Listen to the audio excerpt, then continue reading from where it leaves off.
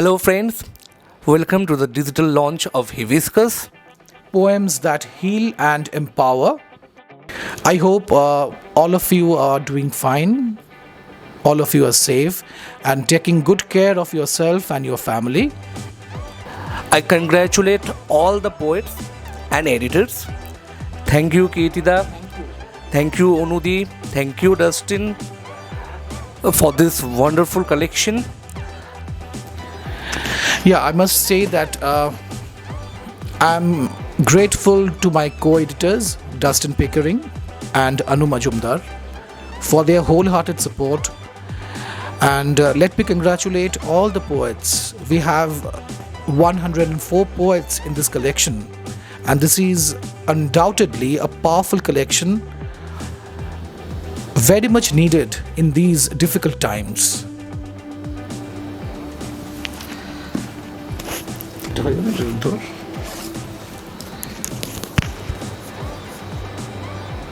Thank you so much. Thank you.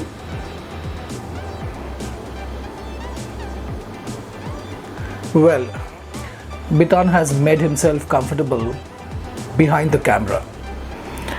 And before I read a few poems, I would love to read a few lines from the preamble to this collection.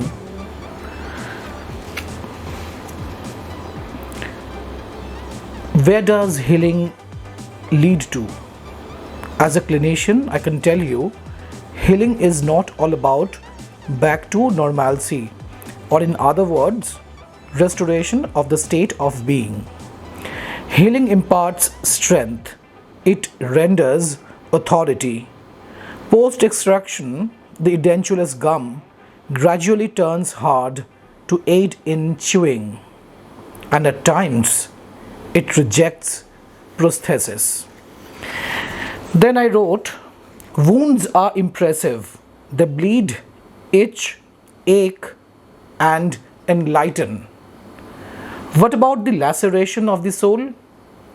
It is invisible but never ceases to make its presence felt at every crucial juncture.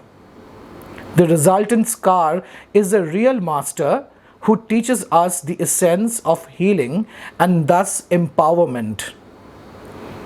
Empowerment is a spontaneous phenomenon.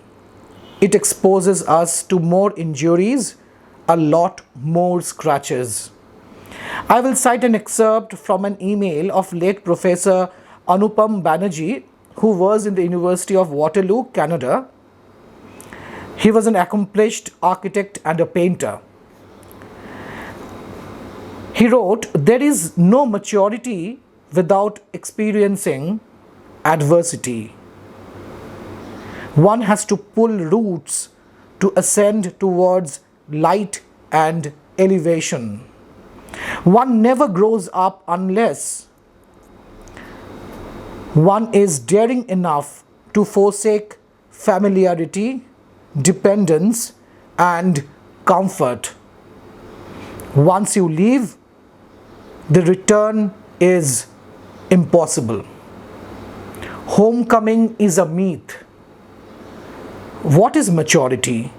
How can someone renounce a tradition if not healed internally? It is a prerequisite for accreditation. A few poems from this collection which are my favorites. The first one is the famous Indian poet Mamang Dai, and her poem is titled Rain.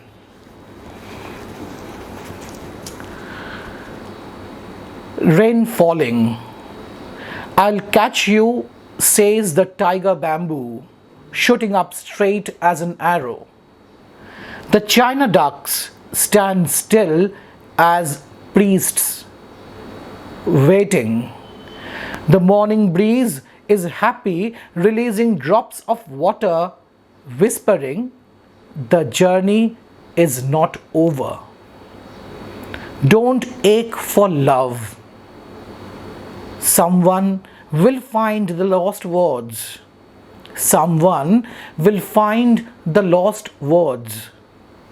Grow bamboo and yellow rose. I'll find you again when I return. The next poem is by Sanjeev Sethi, and his poem is titled Inducement.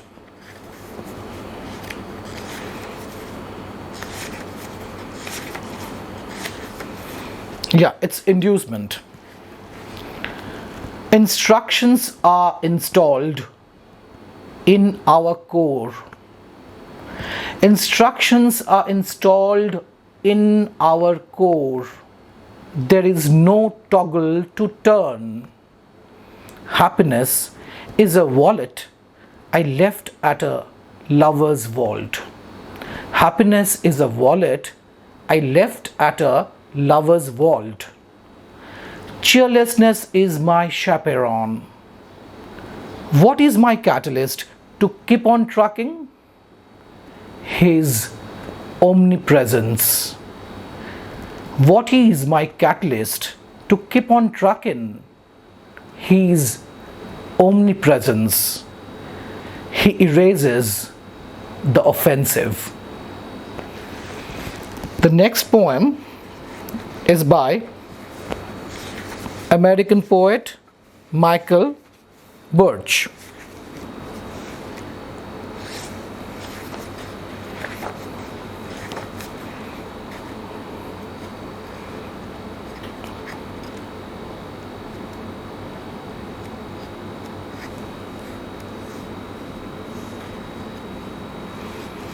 It is at page number 102.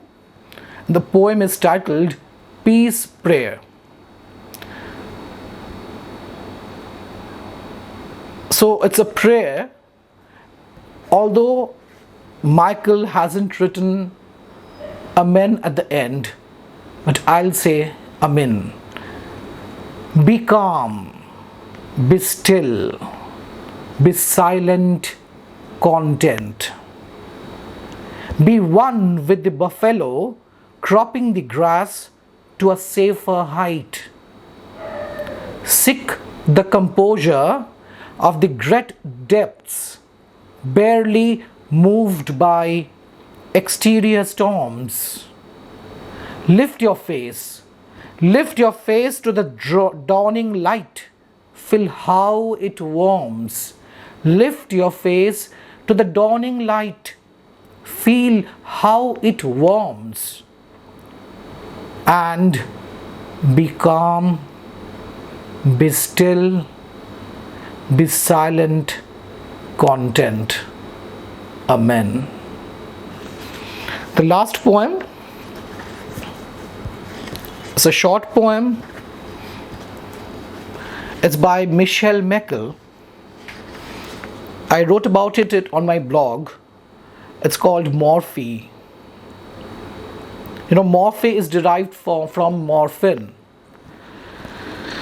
which is a sedative derived from opium. In Morphe, Michelle writes claws, paws, whiskers, parts. I repeat, claws, paws, whiskers, parts. He destroyed the furniture, but he healed my heart. He destroyed the furniture, but he healed my heart.